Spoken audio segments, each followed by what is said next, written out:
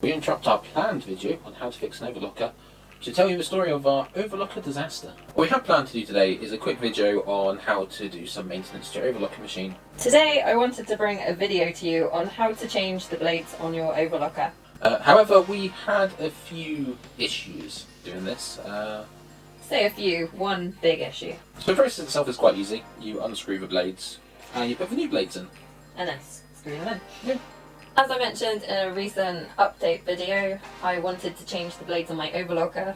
I probably had this machine about 8 years now. Yeah. So probably 8 years. So obviously it's quite a long time to go without changing the blade. Although if anyone does know how often you should change your blades, please let me know. I have used the overlocker increasingly over the last few years as well. So Yeah. they've probably worn out more in recent years than when I first got it. You have been using it more, but it's also the fact that it wasn't cutting quite as well as it used to. No, and then I had that big warped needle where it bent out of shape but didn't snap. Disaster a few weeks ago, which I think may have been caused by blunt blades as well as potentially the needle was wearing out anyway. Oh, and I also put a pin through. Yeah. And that probably blunted the blades as well. So anyway, the blade replacement was well overdue. So the first blade, the upper blade, which I did first, went perfectly fine. I've even got some footage of that one. You can see it's just going swimmingly. There was a bit of resistance, because they have tightened the screw quite a lot. So, I needed a bit of... Yeah, I needed a bit of oomph just to get that one loosened, but once it was loosened, it came off nicely, replaced with the new blade, and there, done, perfect. The lower blade didn't go quite to plan. No, well the thing with this machine is you don't have a huge amount of room to get a full-size screwdriver in.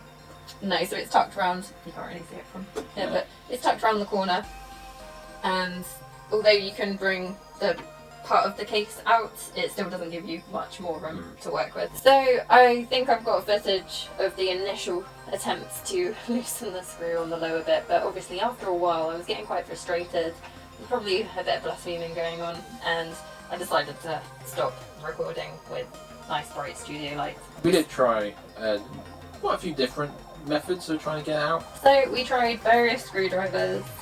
We got out a whole collection, which has grown since probably in the last couple of years, but I mean they're still probably not the most amazing screwdriver set. We got your little set you have for working with technology. And... Yeah, so we had enough sort of tools available that hopefully would have been able to do the job. We even got out our Rust-Oleum, which I didn't really think it had rusted, but I thought maybe a bit of some sort of lubricant might have helped loosen the screw.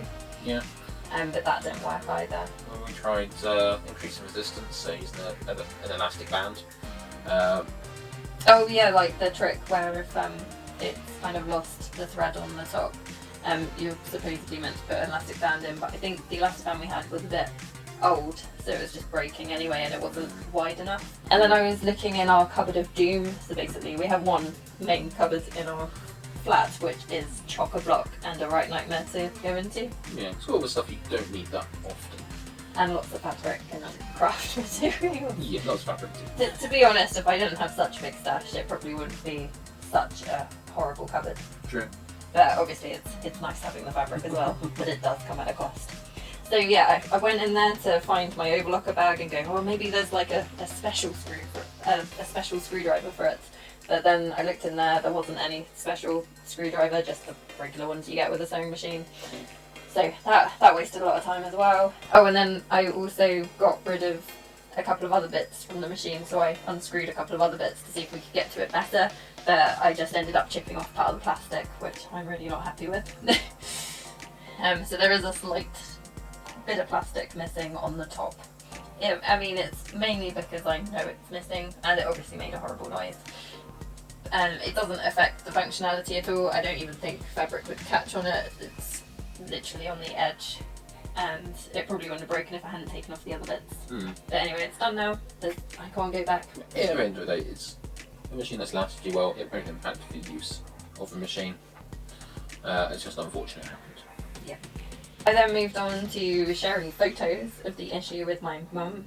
and she in turn shared the photos with my granddad, and his opinion was to take it to an expert. So there's a machine repair place fairly local to us, which obviously at the moment with lockdown we can't travel that far. It's also based right next to a supermarket as well, so it meant that we could tie it in with an essential journey. It was a little bit strange dropping it off. We've got a very fun photo where it looks like doing some sort of dodgy deal. You've got the drug deal photo, so we'll have to get that up on screen. I'm sure we can find that. Yeah, so essentially because of social distancing I had to drop off the machine, step back, call their number. They then came out with gloves and a mask, had a look at it, or asked the description, wrote a note on it, checked they had all my details, then took it away. So yeah, it was quite a surreal experience, and obviously I'd never used them before as well, so... Well, because their lid was closed, it was, what, a shed on an industrial estate? Probably the best way to describe it. Yeah, so I went to a sort of garage-style door to start with, because there were a couple of regular doors, because they just said, oh, just go outside, put it outside the door, and then step away and call us, and we'll come out. But I wasn't sure which door to leave it at, and I obviously plumped for the wrong door, because I went to one of the more garage-style doors, because their logo was on top of that door, and it wasn't on the others, but it turned out that actually they meant a regular door. Yeah, all their logo stuff was inside the door, so we'd normally have that open, but with... Oh, and it had like bars, didn't it, or something? There was a reason you couldn't really see it, which obviously if they were fully open, they'd probably had that door open. It's very surreal. Yeah, so it went away for... Week and a half? Yeah, about a week and a half. And I thought I wouldn't miss it as much as I did actually, but I did miss it quite a lot. You put off projects because of it? Well, I wanted to make something for my sister's birthday, and it would be infinitely easier on an overlocker because it was being made out of a knit fabric. It was a cardigan, the birthday cardigan. So I cut out this cardigan, and every day I was like, oh, but it might be ready, so I'm just going to hold out. So anyway, so it turned out, I think we got the phone call on the Friday, and my sister's birthday was on the Tuesday. In order to get it there in time in the post, I needed to post it on the Saturday morning. We picked it up at lunchtime on the Friday, and then straight after work I just whizzed up this cardigan. Probably the fastest I've ever done it, although still not the same guide times that are in the book for making a Bertha cardigan in the Tilly and the Buttons book. So I'm still way slower than the people who tested these patterns. But anyway, I managed to get it done that evening, wrapped up and posted, which was brilliant. Moving on to what went wrong. So my theory is that the screw was tightened too much in the manufacturing process, possibly, because it just wouldn't budge. I mean, we completely mangled this screw, didn't we? We did. We had absolutely no luck making it budge at all. No, and I don't think we could have ever got it to move without any expert help. So the theory of the guy who repaired the machine is that it's a rubbish machine. Yeah. Not the best customer service. No, I mean, I guess they obviously repair lots of different machines, and they also do sell machines, both industrial and domestic ones, so a lot of places that do specialise in that don't tend to get these models. I think I got this from Asda originally, and it's a Singer model. It's the 14SH754. It still cost me a couple of hundred, and I think that was on sale, obviously 8 years ago. But, you know, it obviously doesn't have the same reputation as, say, a Janome or a Juki model, one of those. It was still a substantial investment at the time for you. Oh yeah, exactly, and it's obviously served me brilliantly over the last 8 years. I do find it interesting that he told me it's a rubbish machine after repairing it and charging me, because obviously if it was that bad a machine, he could have asked whether I wanted to just get a new one. Yeah, is it worth repairing? No. All fine now, and I've been able to use it. Yeah, it's worth getting it repaired, it's just a shame what happened. Yeah. Oh, you know, it's not something you're going to notice until you have to do that sort of quick sort of switch of blades. Yeah. So there you have it, there's the story of changing the overlocker blades.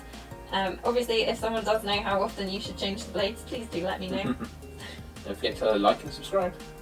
Sure. That's it for this week. Thanks for watching.